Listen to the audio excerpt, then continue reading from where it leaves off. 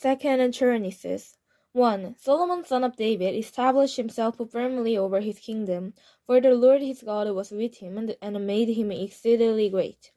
Then Solomon spoke to all Israel, to the commanders of thousands and commanders of hundreds, to the judges and to all the leaders in Israel, the heads of families, and Solomon's and the whole assembly went to the high place at Gibeon, for God's tent of meeting was there, which Moses and the Lord's servant had made in the desert. Now David had brought up the ark of God from Kiriath Jearim to the place they had prepared for it, because he had pitched a tent for it in Jerusalem. But the bronze altar that Bezor son of Uriah, the son of Hur, had made was in Gibeon in front of the tabernacle of the Lord. So Solomon and the assembly inquired of him there. Solomon went up to the bronze altar before the Lord in the tent of meeting and offered 1,000 burnt offerings on it. That night God appeared to Solomon and said to him, "Ask for whatever you want me to give you." Solomon answered God, "You have shown a great kindness to David my father, and have made me king in his place. Now, Lord God, let your promise to my father David be confirmed, for you have made me king over all people who are as numerous as the dust of the earth. Give me wisdom and knowledge, that I may lead this people, for who is able to govern this great people of yours?"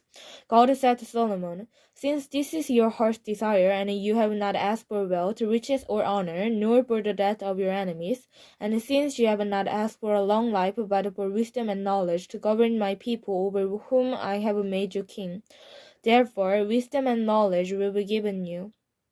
And I will also give you wealth, riches, and honor, such as no king who has before you ever had, and none after you will have." Then Solomon went to Jerusalem from the high place at Gibeon, from before the tent of meeting, and he reasoned over Israel. Solomon accomplished chariots and horses. He had 1,400 chariots and 12,000 horses, which he kept in the chariot cities, and also with him in Jerusalem. The king made silver and gold as common in Jerusalem as stones, and cedar as plenty as singer fig trees in the foothills. Solomon's horses were imported from Egypt and from Kue. The royal merchants purchased them from Kue. They imported a chariot from Egypt for 600 shekels of silver, and a horse for 150. They also exported them to all the kings of the Hittites and the Arameans. 2. Solomon gave orders to build a temple for the name of the God, Lord, and a royal palace for himself. He conscripted 7,000 men as chariots and 80,000 and stone cutters in the hills, and 3,600 as foremen over them. Solomon sent this message to the Hiram king of Tyre: "Send me saddle logs, as you did for my people Father David, when you sent me to Cedar to build a palace to live in. Now I am about to build a temple for the name of the Lord my God, and to dedicate it to him for burning fragrant incense before him, for setting out consecrated bread regularly, and for making burnt offering every morning and evening, and on Sabbaths and new moons, and at the appointed feasts of the Lord our God. This is a lasting ordinance for Israel. The temple I am going to build will be great, because our God is greater than all other gods. But who is able to build a temple for him, since the heavens, even the highest heavens, cannot contain him? Who then am I to build a temple for him, except as a place to burn sacrifices before him?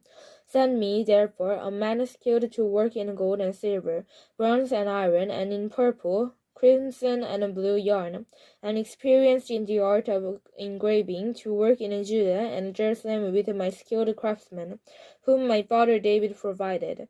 Send me also cedar, pine, and almond logs from Lebanon, for I know that your men are skilled in cutting timber there. My men will work with yours to provide me with plenty of lumber, because the temple I build must be large and magnificent.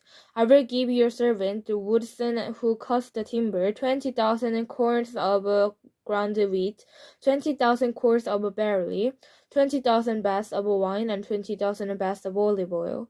Hiram king of Tyre replied by letter to Solomon, "Because the Lord loves his people, he has made you their king." And Hiram added, Praise be to the Lord, the God of Israel, whom made heaven and earth.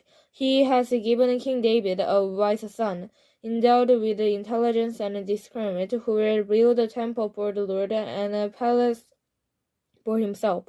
I am sending you Hiram Abi, a man of great skill, whose mother was from Dan and whose father was from Tyre. He is trained to work in gold and silver, bronze and iron, stone and wood, and with purple and blue and crimson yarn and fine linen. He is experienced in all kinds of engraving and can execute any design given to him. He will work with your craftsmen and with those of my lord, David your father. Now let my lord send his servant and wheat and barley, and the olive oil and wine he promised. And we will cut all the logs from Lebanon that you need, and will float them in rafts by sea down the Joppa. You can then take them up to Jerusalem. Solomon took a census of all the aliens who were in Israel, after the census his father David had taken, and they were found to be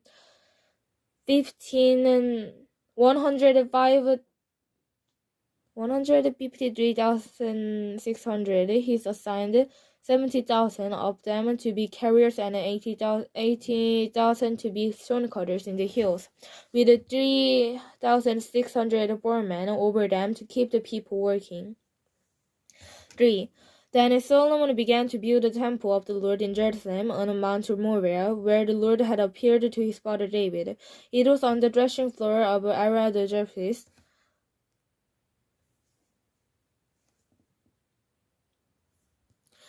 the place provided by David. He began building on the second day of the second month in the 4th year of his reign. The foundation Solomon laid for building in the temple of God was 60 cubits long and 20 cubits wide. Using the cubit of old standard, the portico of the front of the temple was 20 cubits long across the width of the building and 20 cubits high. He overlaid in the inside with pure gold. He planned the main hall with pine and covered it with fine gold and decorated with palm trees and chain designs. He adorned the temple with precious stones, and the gold he used was gold of Parabam. He overlaid the ceiling beams, door frames, walls, and doors of the temple with gold, and he carved the cherubims on the wall.